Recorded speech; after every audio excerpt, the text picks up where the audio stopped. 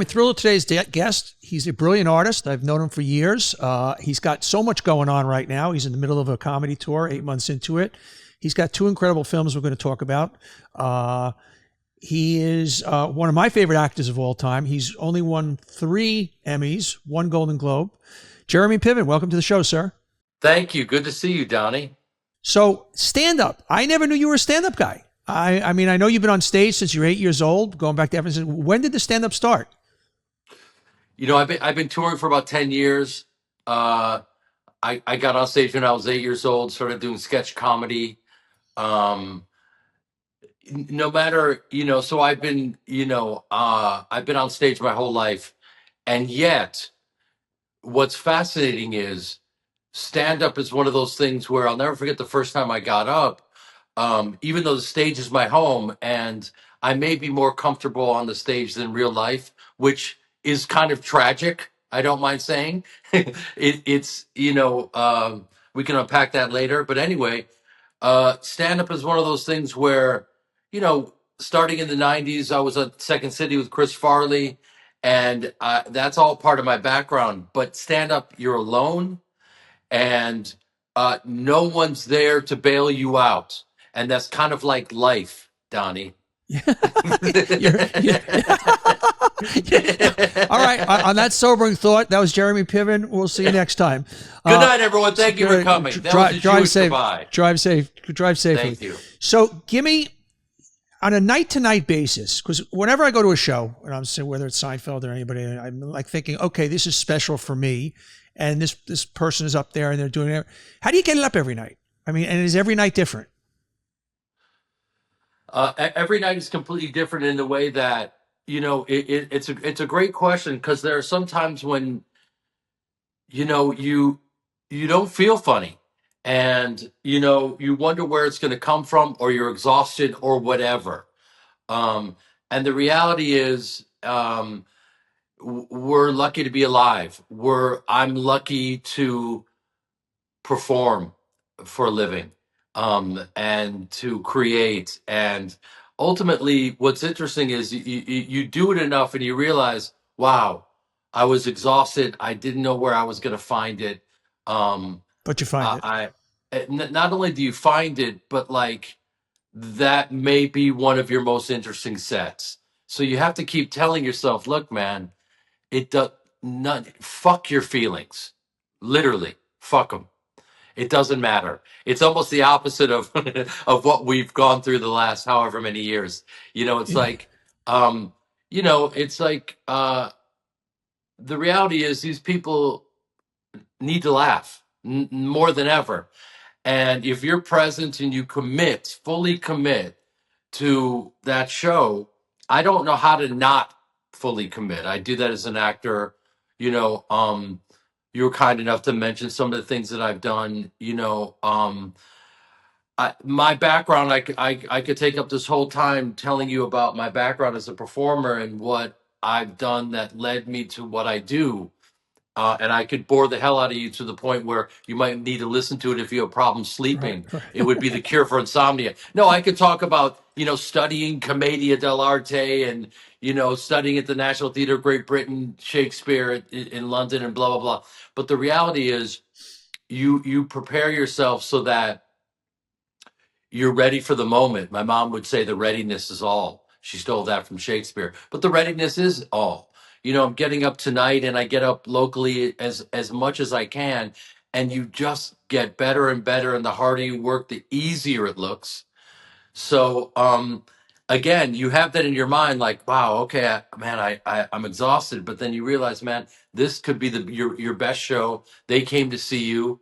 I'm going to be at the Wilbur Theater in Boston, one of my favorite venues. It's a stunning location, and then the Sony Hall I'll be in there in October 19th. Let's promote. I'll be there. yeah. Listen, it's one of those things where I've had people come up to me. I'm over 80 movies into it, and I've had people come up to me and say after my stand up, "We didn't know you were this funny," which is a backhanded compliment, and I love it because listen, Doug Ellen wrote the most brilliant scripts for Entourage, and it was my job to make it all look and feel improvisational. Every word was written, every rant, everything. And this is all coming from me and my take on the world and stories and impressions and all of that. And so for someone to say, wow, you surprised us means the world to me, Yeah. because this is not a fictional character. We've kind of known each other over the years a bit, and it. You have a sense of who I am. Nice Jewish boy from Chicago, from the Midwest. Lucky enough to play a character like Ari Gold, one of the many, and play a guy who was fixated on money, and it was all about the money, probably the way you used to be Yeah. before you evolved finally. Exactly. No, Yes. Yes. I'm evolving. I'm still evolving. yeah, we all are. Uh, But I get mistaken for that character. I know. But I In was your reading about it. People stop. Hey, Ari, what's going on, man? I mean, like, and how do you handle that? Is that charming? Is that annoying? What's the math on that? Well, that's the great part of growing up. I was a little late to the party on that front, but I'm here. Um, I'm a douchebag because of you, bro. Hey, call my wife a rusty cunt bucket.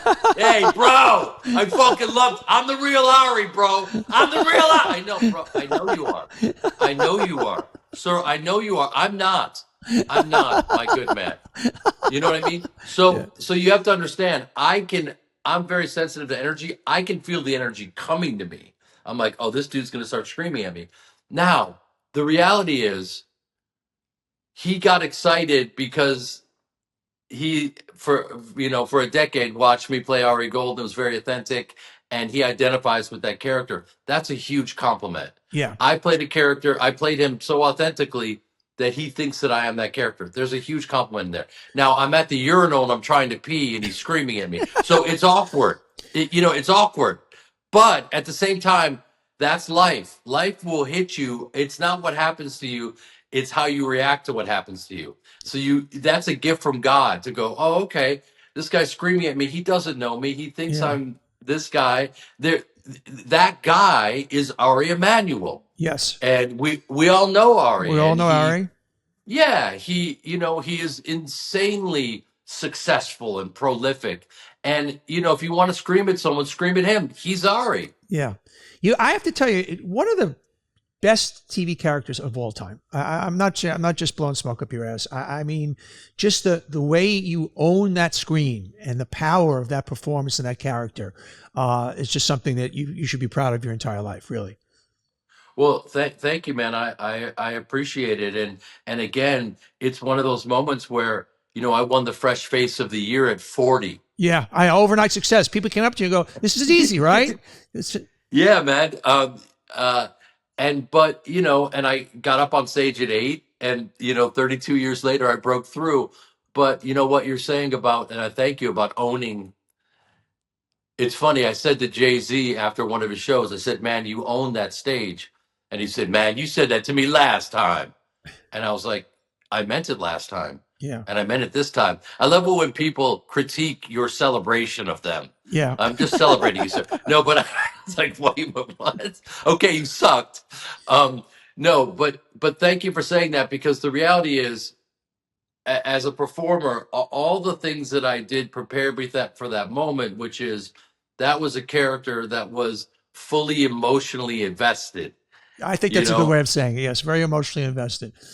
Yeah, and everything was just heightened stakes, and he was a guy who would do anything for Vinny Chase, for his guy.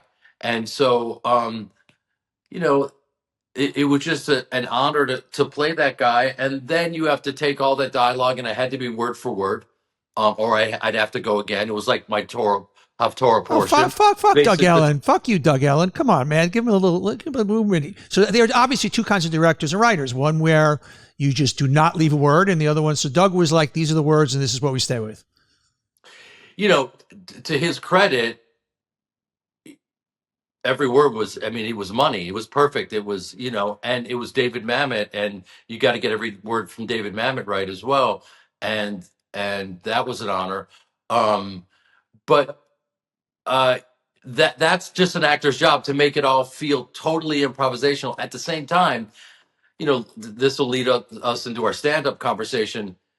I am an improviser and a writer at heart because that's what I've been doing my whole life. So I'm also a collaborator. So there were times when I would say, "Let's hug it out, bitch," and it would become a catchphrase, and that was an improv. So I'm also able to contribute on that level. And the reality is, I have to find freedom in those confines. Okay, I can't improvise a word. How do I dance within those confines Yeah. and make it and find that freedom? And this sounds very pretentious, but then ultimately with stand up it's like, oh my god, be careful what you wish for. I write my whole hour, and there are some people that, I look out into the audience. I was at the Improv the other night, and there was a woman that didn't agree with my take on something, and she was folding her arms and laughing at the same time. So that's also really fun, because it's like, yes, you may not think you agree with what I'm saying. These are just jokes. Yeah. These are just jokes. And you're laughing because it's true. We're laughing at a shared truth. So that's really fun. I got to believe, and you have had all kinds of adrenaline rushes being in the entertainment business, but when you are rocking an audience and it's just, to your point, it's just you out there, I've got to believe that's the highest of highs. Yeah, man. Because when I was doing Entourage, it's on tape delay. So Yeah. I'm digging. By the way, I played that like it was a Greek tragedy. So I'm screaming and breaking computers, but no one's laughing. So I'm like, look, I'm just going to keep committing. I have no idea if any of this is funny, but on stage, when you're in that zone and they're just laughing, and you know, my mom, who was my acting teacher since I was a kid, had this great call of like, always locate yourself as a performer. Who are you talking to? Whether it's Shakespeare or stand up or whatever, who are you talking to? And you're connecting with a friend with stand up, and you're telling them this insane story. And so yes, when you're connecting with your friend, that's 1,100 people, um, and the stuff that you thought was funny that they think is funny, and you're all sharing the joke together in real time. It is an incredible high, and I just want it injected directly into my veins. I know you recently lost your mom. I'm so sorry. Do you bring her on stage with you every night? Mm, Talk to me about that. absolutely, absolutely. It's funny because the last bit that I do is just called Mom, and so yeah, I bring her up on stage with me. Yeah, it's tough. I don't know. I'm sure, did you lose your I, mom as I well? I lost my mom about a year ago, and Y- I'm sorry if this is getting more. And my dad, Yeah. a bunch of years ago, my dad was my heart and soul. It sounds like your parents were really dear to you, also. So it just, I mean, the fact that you're reacting the way you're reacting, obviously, it's still pretty raw. Oh yeah, it's very raw, but yeah, I mean, she passed away, a few months ago, and so she affected so many people. She was the acting teacher to a lot of people that we know, um, actors that we all know, and she changed a lot of people's lives. And it wasn't just, I'm not getting emotional just because it was my mom. She was a very special person who. I talk about her. I say that I did lines with her. I mean, I ran lines. I ran lines with Joyce Piven. Don't do lines with your mother. Don't do lines. You got to run. No, and then I do this whole bit about, whoa, would it be crazy to do cocaine with your mom? And then I do this whole bit about just being amped up on cocaine, and it's really, really fun. And then I unpack, which is stand up, like, what that was really like. And everything I said is already gold. I said to her face, because she would test me on all my lines, and my friends would go, if she would show up on set and I'm, screaming, Lloyd, if you had so much cum squirted in your eyes, and she's just locked in because she knows it's fiction. She's an artist. She's not judging me. They're like, how can you say that in front of your mom? I'm like, my mom has played every insane character that you can play out there and directed that, and she's an artist, and she understands you have to commit to the bit, no matter what it is, and no matter what the character is. So yeah, I'm glad you brought her up. And yeah, she was, and also, as you know, they have your back no matter what. Amen. unconditionally. Unconditional it's a different kind of love, and there's something about it that always my parents told me I could do anything. They stood by me, and it sounds like you had the same kind of deal that you're in growing up in Evanston. Oh, totally. Yeah, completely. And that does that's it's hard to find that, Yeah. and it's like, oh, you're a mama's boy. It's like, who wouldn't be? Yeah. Who By the wouldn't way, every other kind of love is conditional. You can have the greatest lover of all time, partner, wife, husband. It's conditional, and the love of a parent has for a child is very, very different. Yeah, absolutely. That's probably why I'm 120 years old and still single, Donnie. We'll talk. Let's get into We're therapy. going to get into it a little bit. I mean, I know you. I know you're very socially shy. Well, I will say one thing: figure out, get married, don't get married, figure out how to have some kids. I did it in an untraditional way. I got pregnant with a woman. And I adopted one of her other daughters. I have two beautiful daughters. I couldn't get there the traditional way. I couldn't kind of like just do the marriage thing and then but try not to miss out on that one. It sounds like you got a lot to give there. Thank you, man. I appreciate that. Yeah, I appreciate it. Yeah, I mean, life is it's one of those things where you wake up one day and you're a certain age and you're like, wait, what's happening? What's going on? Um, yeah, but it's also there's so many different variables Oh, where you live. I mean, yes. I went to NYU. I was born in New York. I grew up in Chicago, and I live in LA. And I'm leaving LA finally. It's like Marlon Brando said, you go by the pool and you sit down and you get up Mm, and it's 20 years later. yeah. It's like, wait, what the fuck just happened? Get me out. You Get know, me out of here. Yeah, Gavin Newsom, where is the 20 billion for the yeah. homeless? That it, Wait, homelessness is up 40% and everything burned to the ground and yeah. there's no that's a whole other conversation. That's But just and then also and by the way, it's I do believe in the Kabbalah and all those beautiful teachings. And one of the things that you talk about is not to go negative and say these things, and I don't want to, but at the same time it has been very challenging dating here. Oh yeah. Uh, Yes. yeah, It's by the way, there's a marker right off the bat. It's very hard to date if you're on the one side or the other side of any issues these days. yeah, and what's funny about that is, um, It's like new math. It's very new math. Didn't used to exist. It's like we're so caught up in people are caught up in the wardrobe of who they are, as far as are you Trump or do you not like Trump? Like it starts to define you. And I believe 75% of us agree on 90% of things. I think that's the irony of this whole thing. yeah, it has become people's identity. And again, like Shakespeare says, the lady doth protest too much. What is it that is triggering you so badly that you will lose your mind? It's like, well, let's take a beat. And I just want to know what the truth is. I Yeah, swear to you, no matter where you're coming from. Well, hold on. I want to hear you out. yeah, What if you're willing to have your mind changed? You're good. You're golden, no matter what. yeah, But if you're not willing to have your mind changed, then there's going to be a problem. And I think we all need to just kind of come together because everyone's just basically saying, I can't tell you how many times I've heard, no, it's really simple. It's black and yeah, white. Well, yeah. no, brother, No, it's not. it's usually What are you not. talking about? Yeah. You talking about dating? Is it hard? When somebody meets you and being set up with you, they know you, you don't know them. I have a little of that also. It's kind of a weird dynamic. And then particularly when the people say, I don't know anything about you, then they've Googled you for a half hour and whatnot. But that's kind of you bringing everything you're bringing to the table in their mind is these characters they've seen over the years and this character of Jeremy Piven. And it's a weird human dynamic. You know what?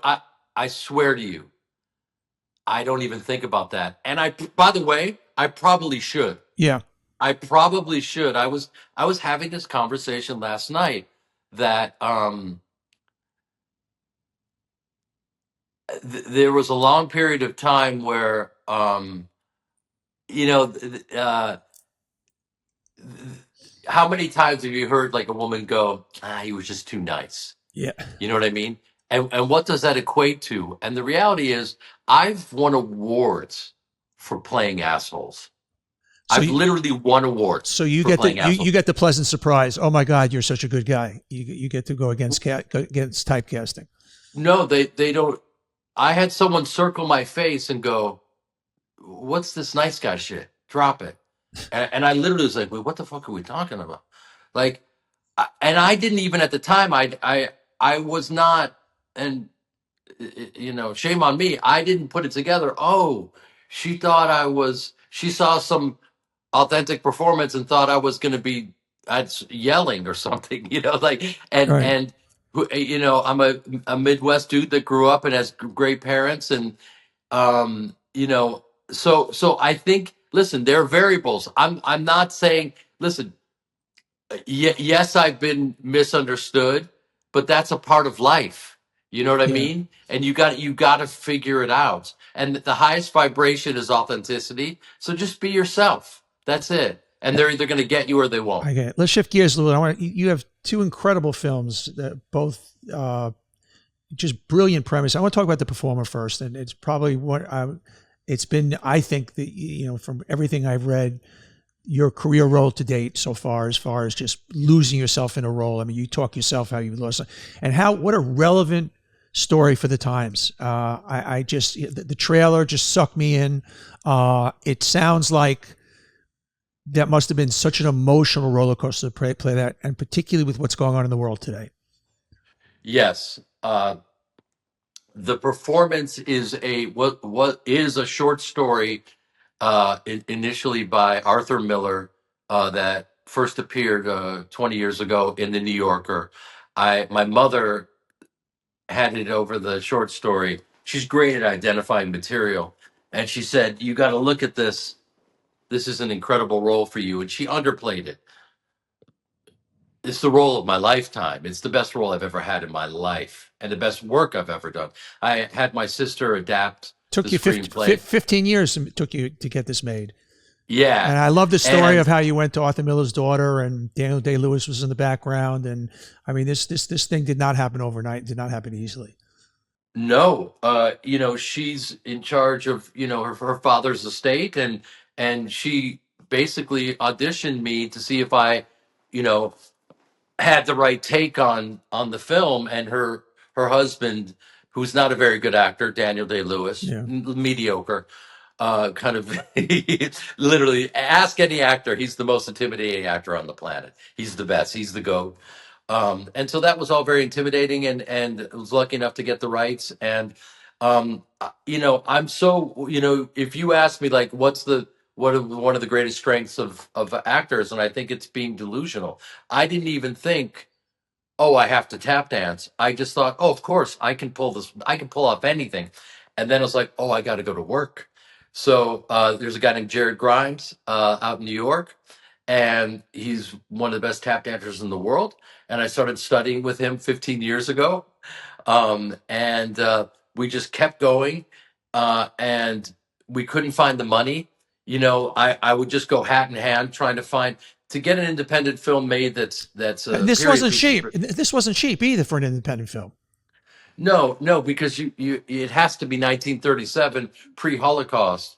And listen, man, here's what I'll tell you.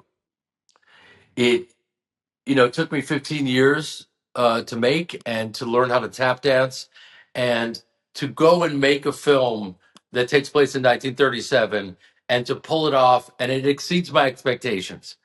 You have these dreams and these goals of what it could be, and then you make it and it exceeds all those expectations. I play a Jewish tap dancer in Brooklyn, who is not making it, and to this day, it's hard to make a living as a tap dancer. But this guy's he's a true artist, and it's not happening. He ain't getting any younger, and he gets the offer of a lifetime to make more money he's ever made, but he has to hide his identity and dance for Hitler, and the stakes could not be any higher.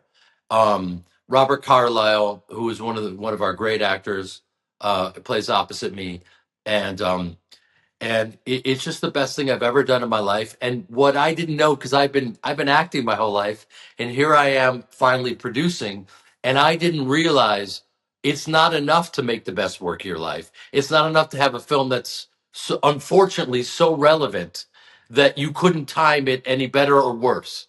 You need, listen, we went for an awards run last year, and the reviews, I've never gotten reviews like this in my life. I was on a short list for the Oscars, and I thought I did it, I made it, and they were all like, "Oh, no, no, no, you need real money, to for a campaign." And I thought, well, we don't have that, but the movie's so good and it's so well received, it's enough, and it's not enough.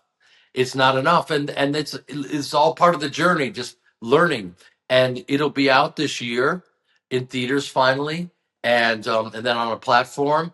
And we I, the Jews say, never again. And here we are, man. Who would have thought? No, and what in the movie, which is so similar today, is how people turn the other way and can rationalize and what basically if they're okay, go if you're people are okay, go getting their lattes every day, they're not paying attention, and well, this isn't so bad. Well, maybe that's not so bad, and all of a sudden you wake up and you're in a different world. Yeah, and to be honest with you, the there, we're, you know this more than anyone because you mix it up with a lot of people. Um, the way that I contribute to this exact conversation is by doing what I do. Look, man, I'm not an expert on Middle Eastern politics, right? You know what I mean? Um, all I'm trying to do is understand what's really going on and what's happening in the truth and keep digging. You know, I'm an actor, so how do I contribute to this conversation?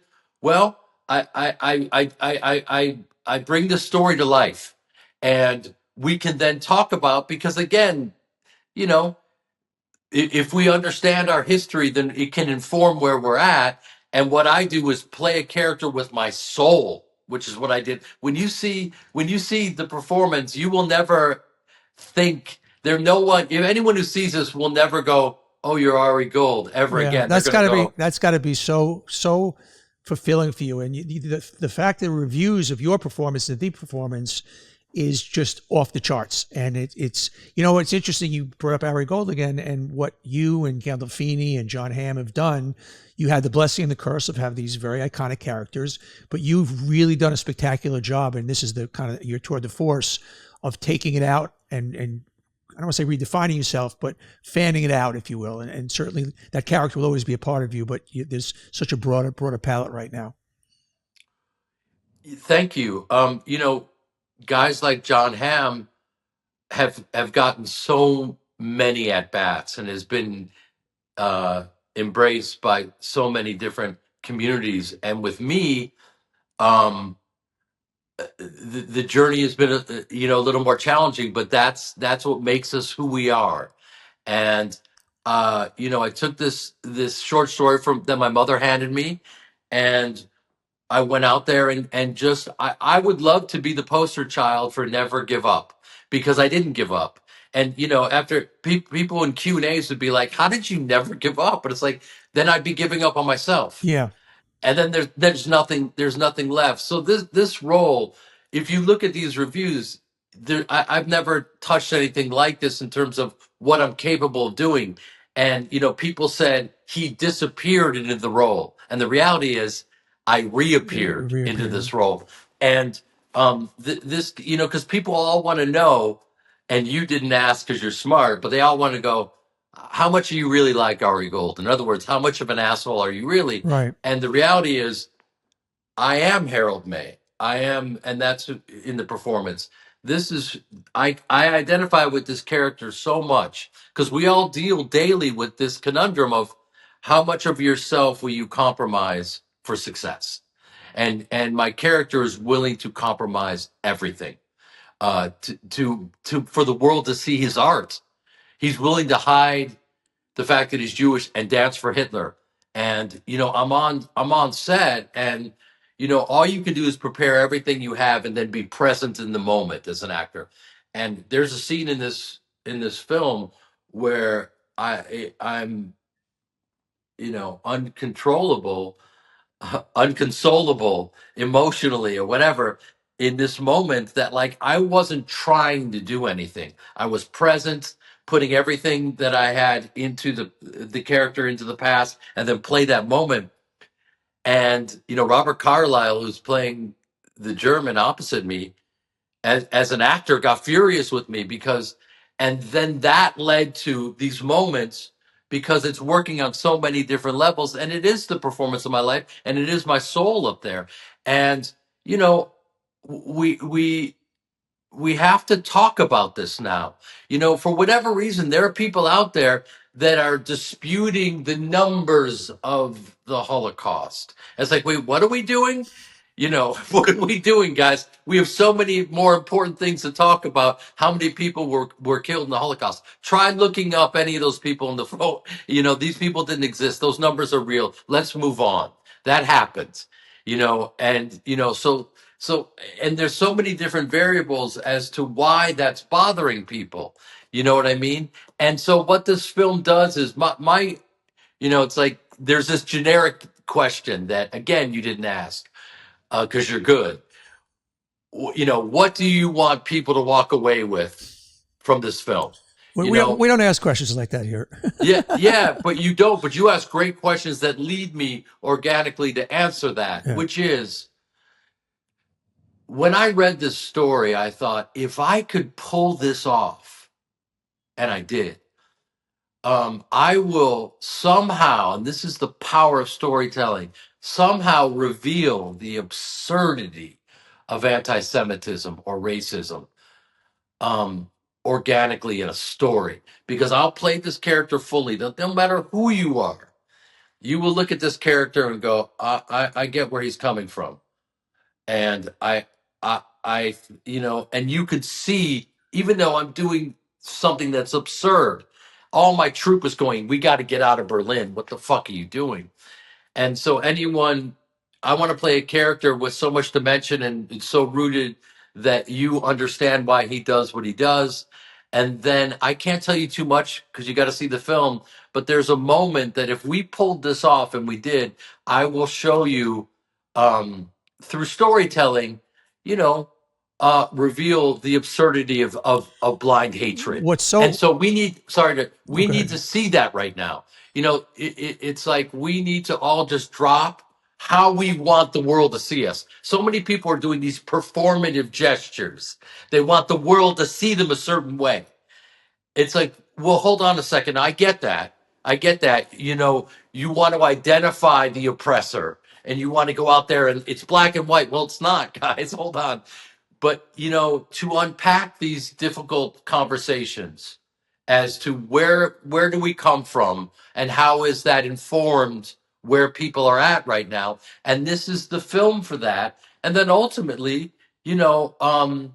this film has to get out there. And again, I thought it was enough to have the work of my life. And then you see the Honoras of the world, which I loved. Brilliant. Yeah. And I was so happy that someone backed that and we all got to see it. But they revealed, listen, they needed 20 million to get it out there for an awards campaign. Yeah. We had $11, and I Yeah. thought it would be enough. What's so fascinating to hear you and how you and I do different things. I'll go on the air on MSNBC and talk about anti-Semitism and do it and where your language, your expertise does it in a story. And we're Yeah. in many ways we're speaking such different languages, but it's still our own tools of raw communication to something that matters to us. And I'm that's my big takeaway from just talking to you. Yeah, listen, yeah, because I don't do what you do, and you've dedicated your life. You could be doing other things to revealing the truth, and I am a storyteller. So if I were to go out there and it's interesting because how is your point of view going to be received? And there's some people that take advantage of certain situations. And I'm very aware that people are just going to see me as some dumbass actor. It's like, shut up, man. Shut up and dribble. Okay. Yeah. I'm gonna and dribble it's my ass right into your soul, because then you're gonna take a beat and go, hold on a second, man. Because people do need to know. It's like they want to look past things that happen so that it can validate their point of view. And it's like, let's not do that. Let's take everything on board, and then have these very uncomfortable conversations. And believe me, when this film comes out, I want to come back to you and unpack this, and maybe have someone else from a different point of view on with us. You know what I mean? Because yeah. everyone needs to be represented. Let me hear, what your take is. Um, You know what yeah. I'm getting from you, that without you saying it, that, and all of us have insecurities and all of us are always trying to prove something. This sounds like you did this and you said, yeah, got it, nailed it. I am that actor and I am that good, and you own it completely. And that something, some validation happened that for you, because you just, the emotion with which you talk about this, that this was not just a role, this was a self-affirmation. Yeah, it's funny. The older I get, the more I realize that, like, you know, I was a bit of a slave to my ego when I thought this is all me. It's not me, it's God.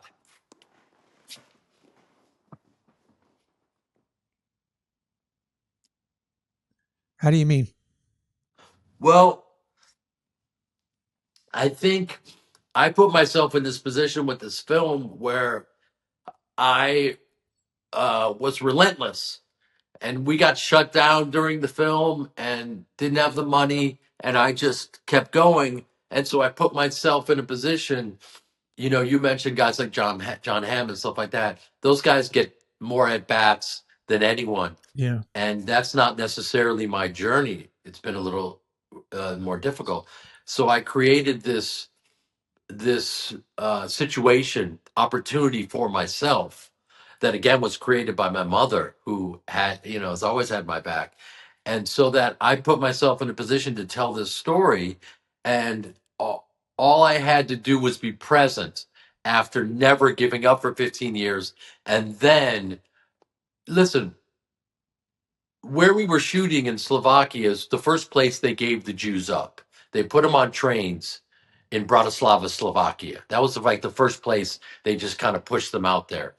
And I'm there as an American Jew, playing an American Jew in front of a Nazi in a Nazi uniform. And one of the best actors on the planet, and he was channeling some, it was so heavy. My point to you is, it was so heavy. All I had to do was be present, and those emotions, and I'm playing this, man. I didn't have to go through this. They Yeah. would have put us on these trains, Yeah. you know. Yeah. Wow. Let's just shift gears because I don't want to run out of time. I don't want to talk about primitive war.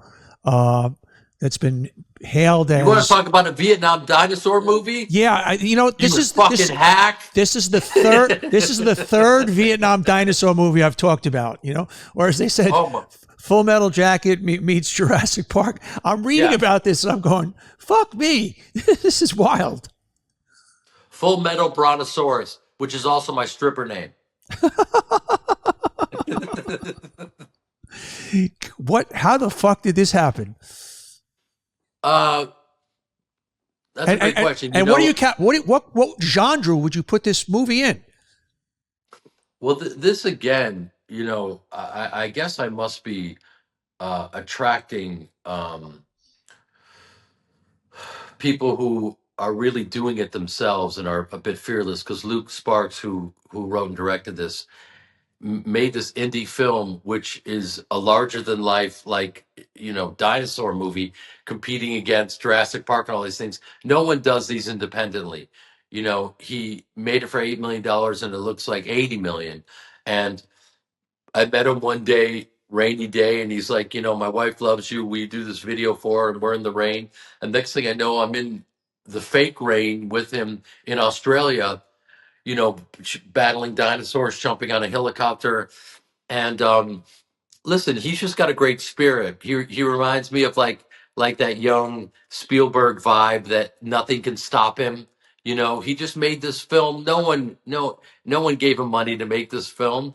And you know, he loved Entourage and he loved True Blood and Battlestar Galactica, and he got all the actors, you know, from these things and put them all together.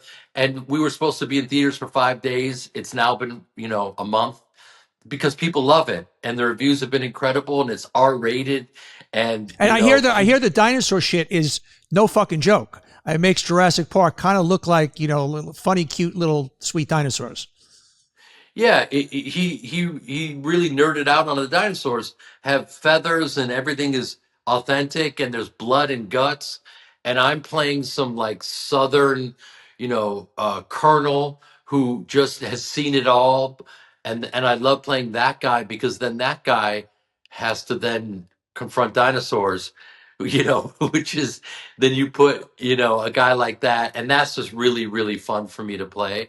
And I just got back from doing an Australian tour with my stand up and, you know, playing these, you got to go where you're loved, you know? I'm playing these. You've talked about you enjoy playing the UK and New Zealand even more than this, not more than the States, but something different happens there.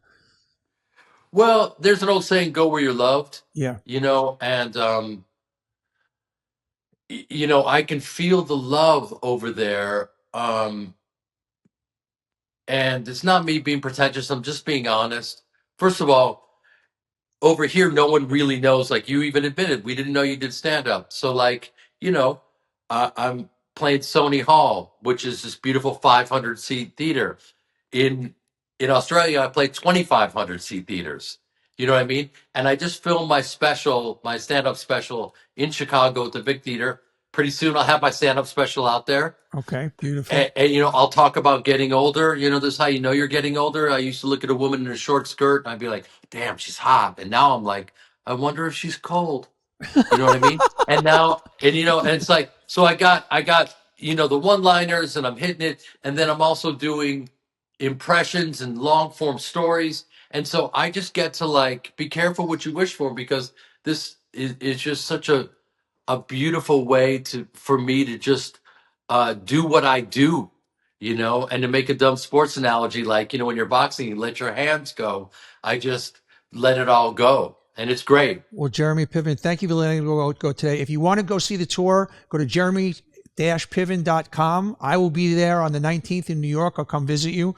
I can promise you that much. Soon coming out the performance, which is your performance of a lifetime.